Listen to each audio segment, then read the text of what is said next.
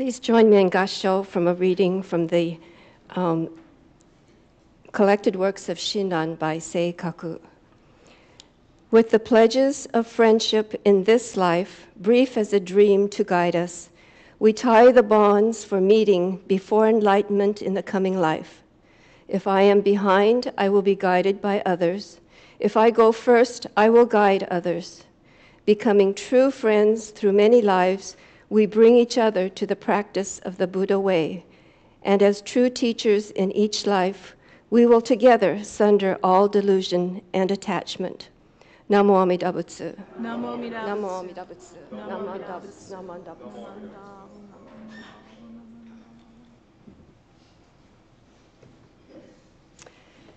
Good morning, Dharma friends.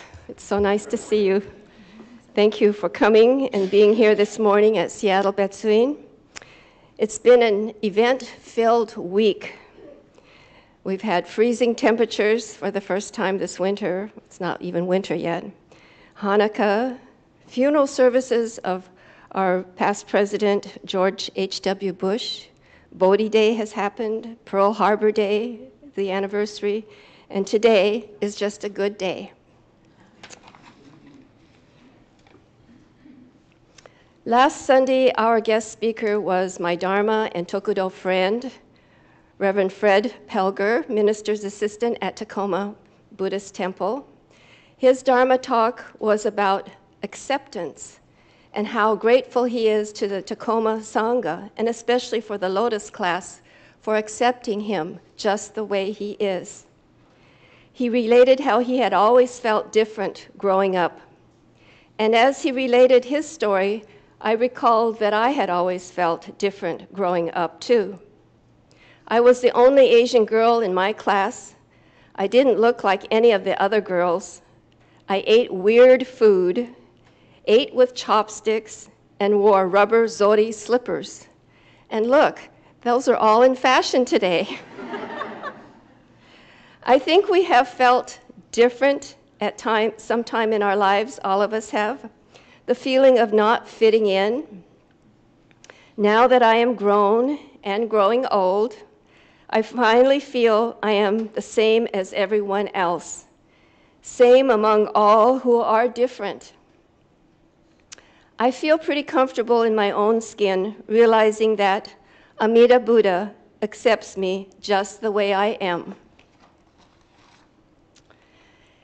In compiling our newsletter, I have noticed, looking at the membership list, that we have new members. As a newcomer, you are probably looking for ways to fit in at our temple. 30 years ago, I was a newcomer too, a stranger in a strange place. I feel accepted now. I feel that you are my Dharma friends. This feeling of friendship did not happen overnight, however. For newcomers, I would like to tell you about my story of being accepted and the friendship that has been extended to me. I hope my experience will help make your experience a little easier. For old-timers, I hope my story will remind us all to seek out our newcomers, to be a friend. For me, it takes a degree of courage to go to a new place and meet new people. It takes courage for me to say, "Hi, have we met? My name's Irene." But the Buddha Dharma and Amida Buddha give me confidence. First of all, there is the phenomenon in Seattle known as the Seattle freeze. I was surprised to hear this from one of our young adults here. I thought the Seattle freeze, the reputation that it's hard to get to know people here to fit in, was a phenomenon of the older generation, my generation. But I guess the Seattle freeze is still a thing. I think this reputation developed because Seattleites have had a long history of living here, working and playing with the same people in this rather isolated corner of the United States. But lately, I think old-time Seattleites are becoming the exception, and newcomers are becoming the majority. The same might be said of Seattle Betsuin. Seattle Buddhist Church started as many churches, as much as an ethnic community center as a Jodo Shinshu temple. English was taught to the first generation Japanese in the very beginning. Then along came sports, drama, picnics, drum and bugle corps. When the Japanese Americans and their families returned from internment during World War II, Seattle Betsuin again became a center for the Japanese American community, culturally, socially, and religiously. Rosalie Sensei's talk last month alluded to this Betsuin history. I think our temple is becoming more American than Japanese culturally, as we do continue to cherish and respect our Japanese roots. I see that our newcomers are coming from out of town, out of state, being transferred from other parts for work opportunities, much like happened with the heyday of Boeing. We have the responsibility and opportunity as Jodo Shinshu Buddhists to offer to newcomers and old-timers the Nembutsu, Namu Amida Butsu, a way to peace in this world and assurance of the Pure Land in the next world. As for me, when my daughter asked to go to church, her friends seemed to be going to a place called church, and she wanted to go to church too. So just as my parents allowed me to attend Christian church, I decided to come to a church, and I chose Seattle Betsuin. So with 2 kids in tow, I started attending Seattle Buddhist Church mainly because it was close. It was a place I knew from attending bonodori, funerals and weddings. But it was a bit scary. I was a new mother. I didn't know anyone.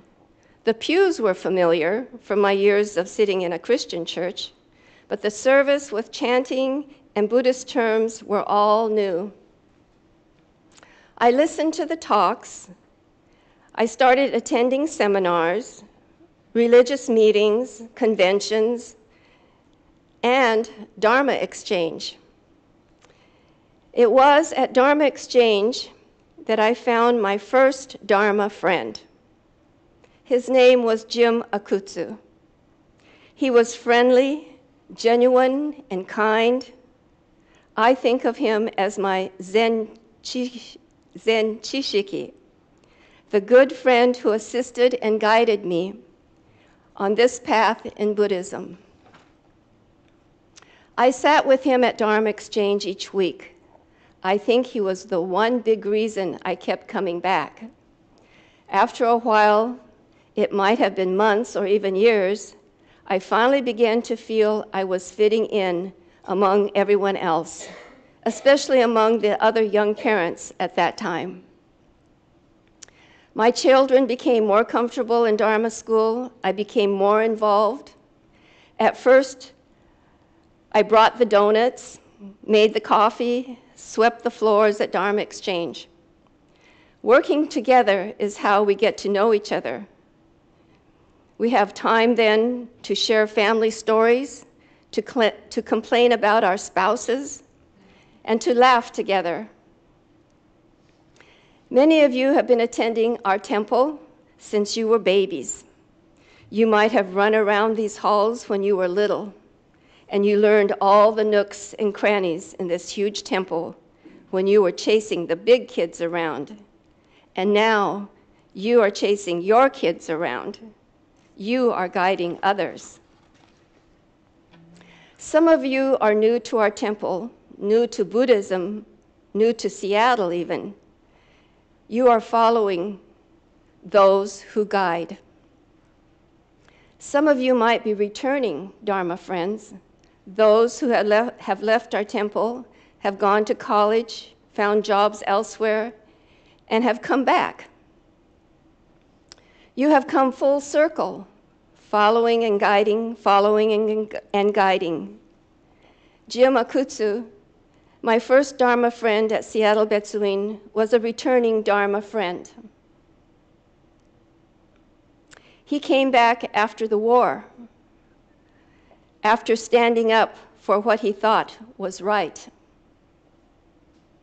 He suffered and endured a lot for standing up, and his mother suffered for his suffering. I am grateful for Amida Buddha, infinite wisdom and boundless compassion to all of these friends, some that have survived rough patches. But whoever you are, old, new, or returning, thank you for being here and being a Dharma friend. Without you, I wouldn't be here, and I'm happy to be here. Here at Seattle Betsuin, you can be a Dharma friend, and you can find a Dharma friend. I like to remind myself that we are all different, and in that difference, we are all the same. We can discover the Buddha, Dharma, in each other, with each other, together as Dharma friends. Please join me in Gassho. With the pledges of friendship in this life, brief as a dream to guide us, we tie the bonds for meeting before enlightenment in the coming life. If I am behind, I will be guided by others. If I go first, I will guide others. Becoming true friends through many lives, we bring each other to the practice of the Buddha way, and as true teachers in each life, we will together sunder all delusion and attachment. Namo Amida Butsu. Namo Amida Butsu. Namo Amida Butsu.